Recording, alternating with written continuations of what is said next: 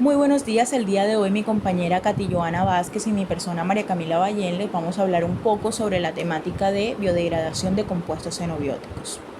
Bien, para comprender este concepto debemos enfocarnos en conocer la definición de lo que son los compuestos xenobióticos. Por ende, nuestro primer interrogante a resolver es precisamente qué son los compuestos xenobióticos. Bien, xenobiótico es toda sustancia extraña o ajena a las que proceden de la composición o metabolismo de los organismos vivos. Dicho en otras palabras, un xenobiótico es todo compuesto químico que no forme parte de la composición de los organismos vivos. Este concepto, que es xenobiótico, lo podemos asociar con otros como tóxico o contaminante ambiental. ¿Por qué? Bien, estos compuestos se encuentran realmente en una concentración muy excesiva y por ende pueden ser catalogados como tal. Por tal motivo podemos decir que los xenobióticos son contaminantes de naturaleza química y suelen producir efectos tóxicos o alteraciones en el normal funcionamiento de las células vivas. Bueno, entre los contaminantes más abundantes en el medio y los más perjudiciales podemos destacar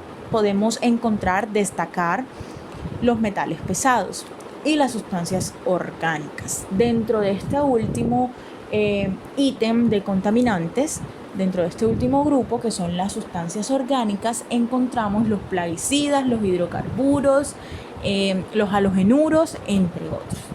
Pero ahora bien, ¿por qué son catalogados como riesgosos? Bien, su riesgo radica principalmente en su persistencia y en su consecuente acumulación.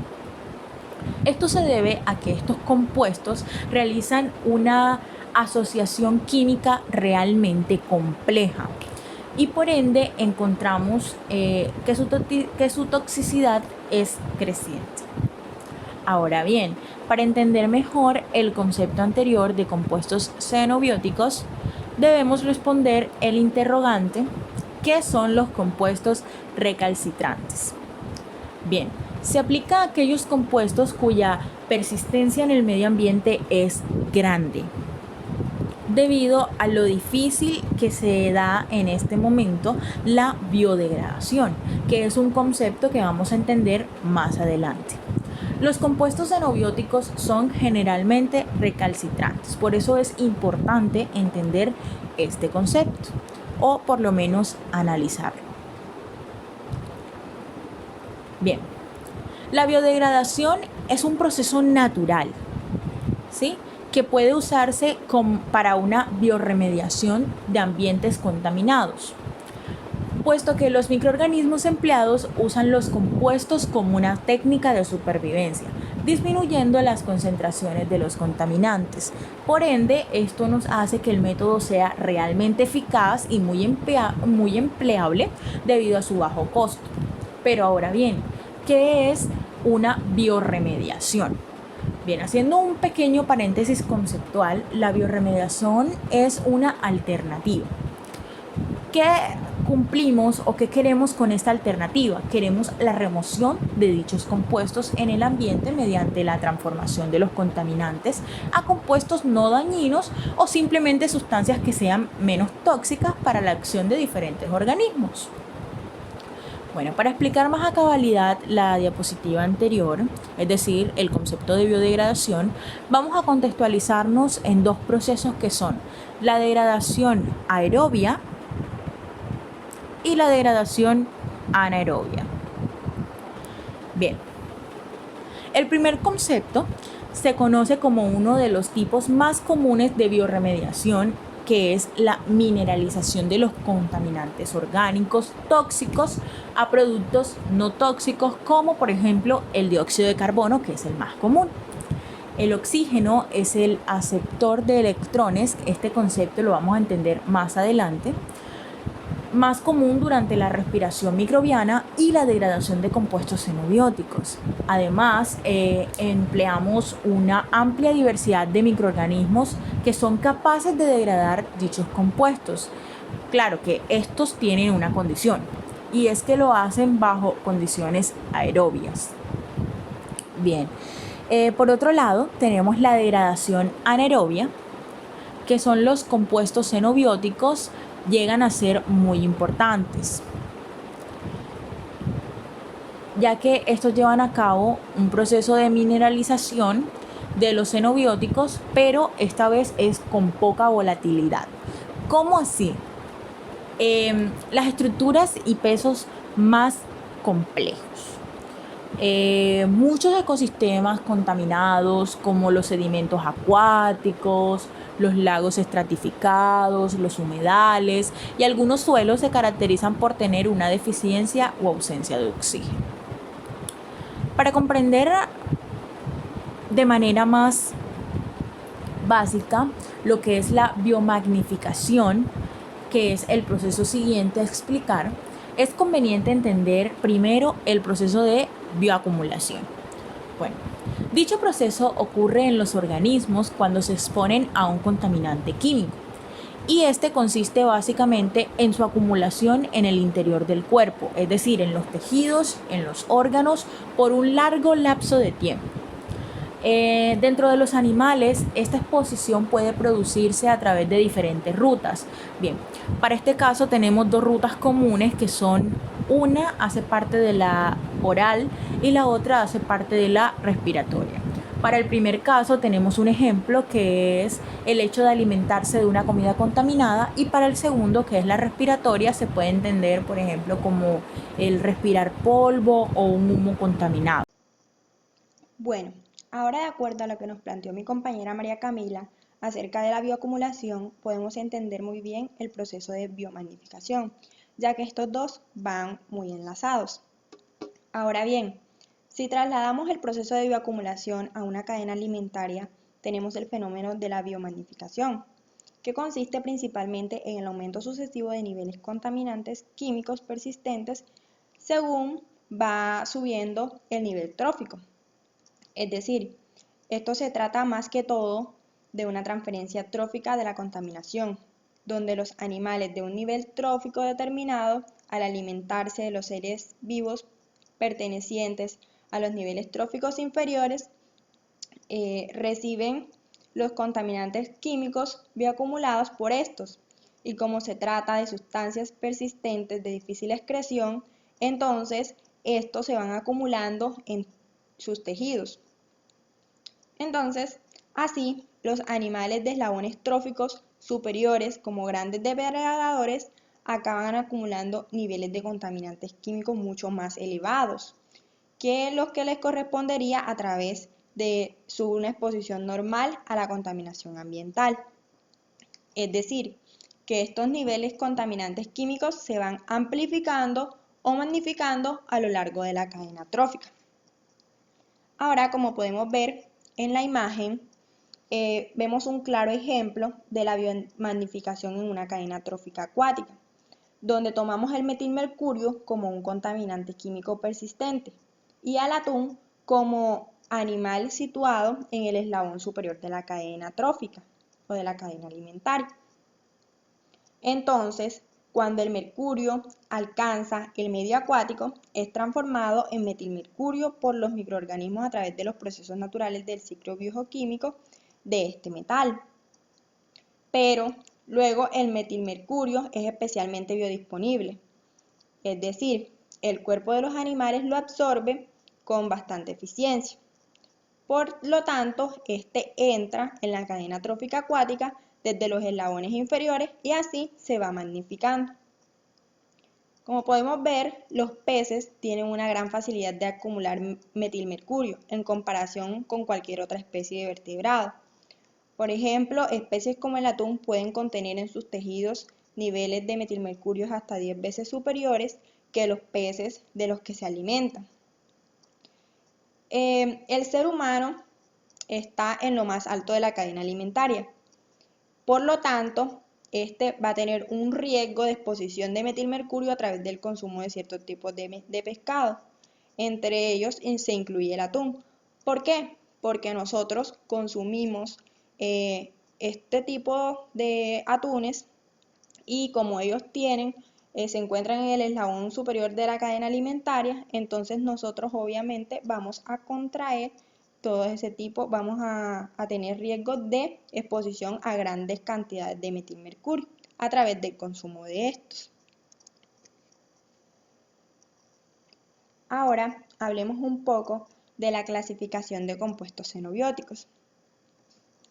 Dentro de ellos se clasifican por su origen, que puede ser dividido en intencionado o casual.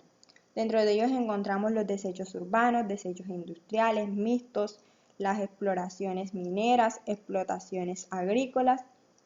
También podemos encontrar otros que se derivan de procedencia variada, como son el tabaco, conservantes, plaguicidas, estabilizantes, plastificantes, aditivos, inductores del crecimiento y toxinas bacterianas.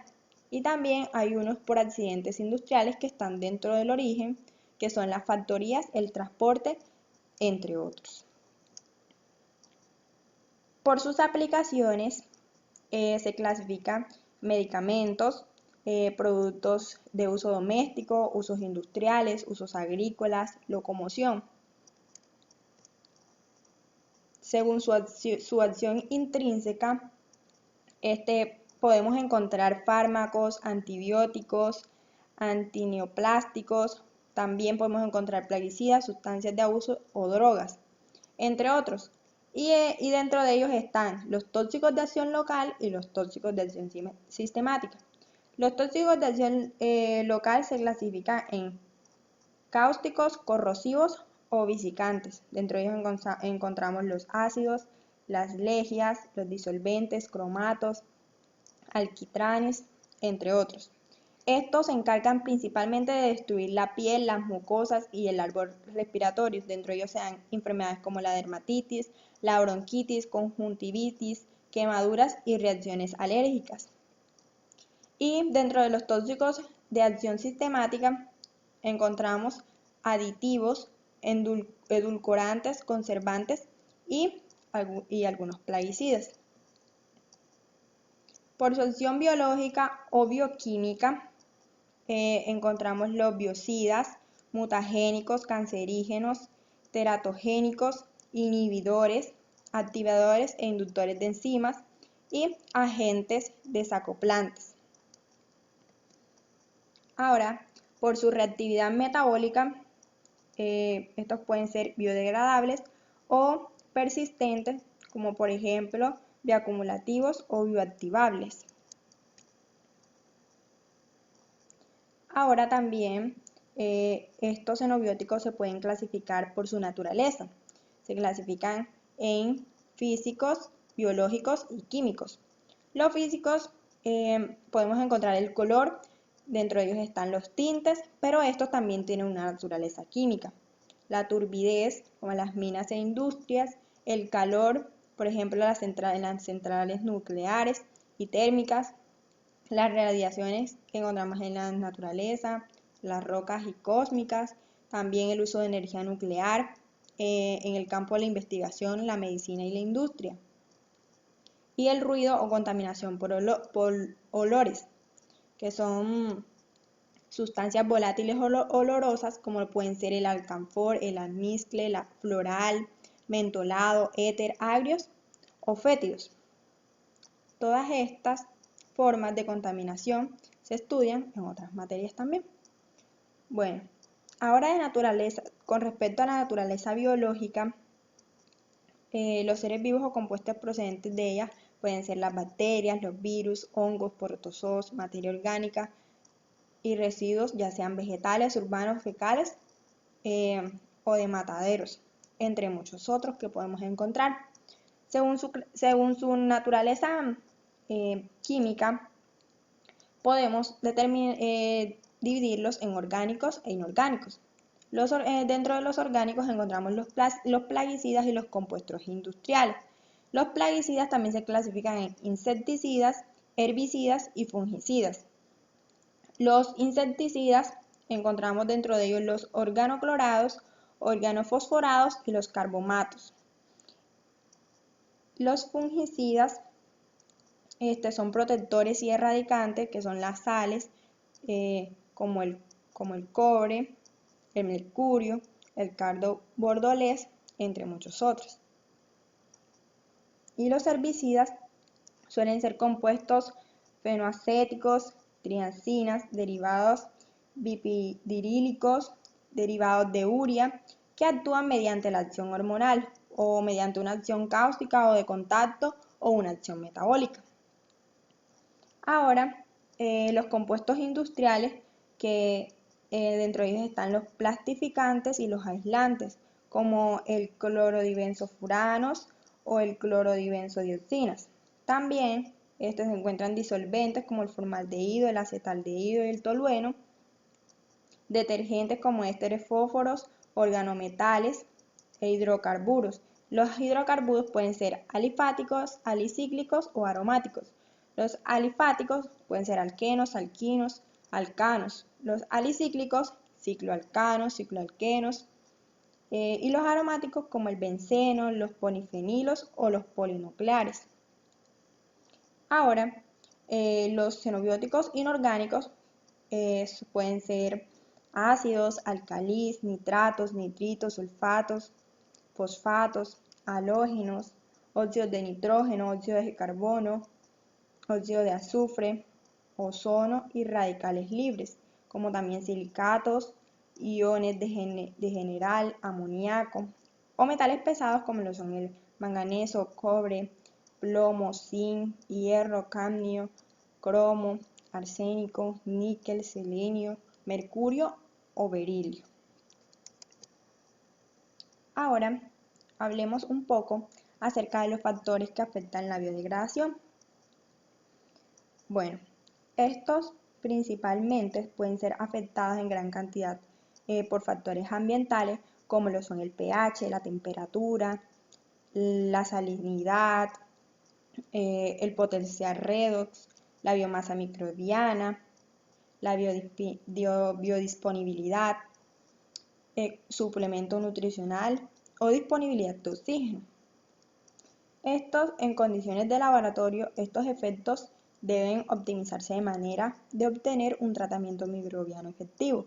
Sin embargo, en condiciones naturales, ninguno de estos factores ambientales puede manipularse para mejorar las tasas de degradación.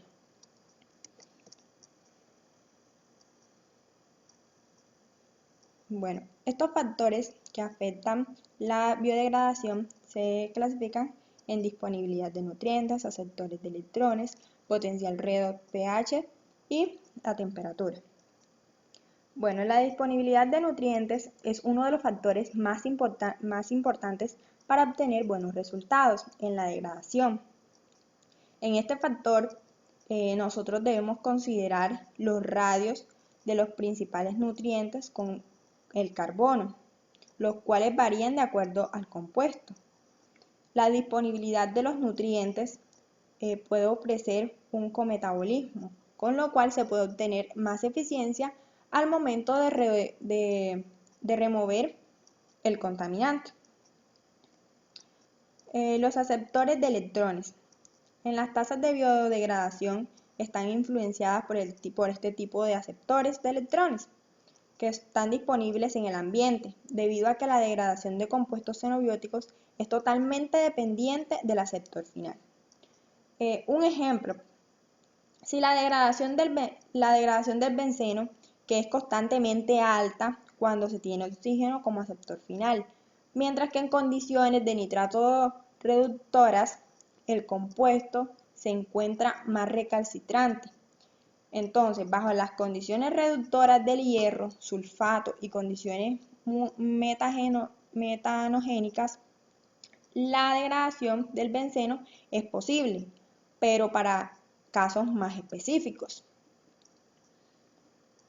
Ahora, hablando un poco acerca del potencial redox y el pH, este juega un papel muy importante en la especificidad de los mecanismos empleados durante la degradación de determinados contaminantes, pero también en la influencia de la tasa de degradación de estos. Por otro lado, el pH, por su cuenta, tiene también un notable efecto en la mineralización de los compuestos.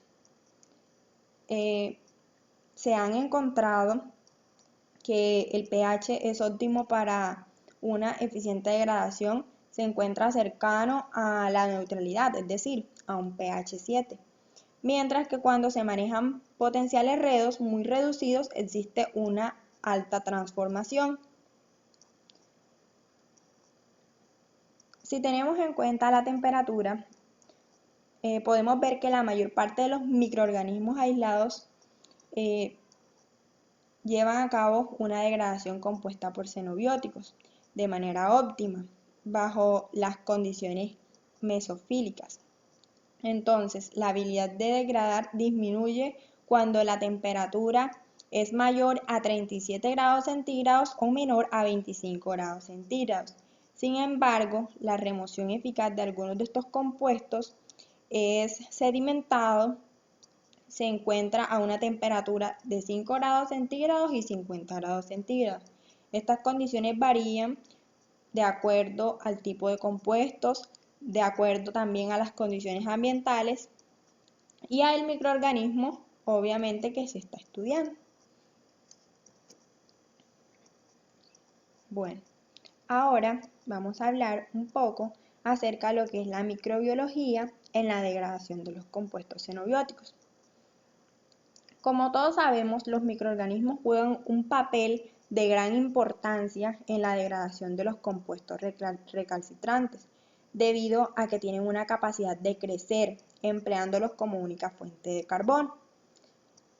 Aquí, las bacterias han desarrollado mecanismos para obtener energía a través de dichos compuestos xenobióticos, ya sea bajo condiciones anaerobias o anóxicas, usando aceptores finales como el nitrato, el sulfato y iones de fierro, ya sea de manera aerobia o anaerobia. Las enzimas de los microorganismos participan en la degradación, son altamente eficientes para romper la estructura de los contaminantes, contribuyendo así con el ciclo del carbono. Entre las principales bacterias que pueden degradar compuestos xenobióticos, o sea, bacterias aerobias, se encuentran las pseudomonas, la echenichia, la paradorea, la rhodococcus, gordonia, bacillus, moracella y micrococcus. Mientras, bajo condiciones anaerobias podemos encontrar o se han identificado bacterias como Clostridia, Disulfobacterium, Desulfobrio, Metanococcus, Metasarcina, Dealocoides, Flavobacterium y Klebsiella. Muchas gracias. Hasta aquí nuestra exposición acerca de lo que tiene que ver con la biodegradación de microorganismos xenobióticos.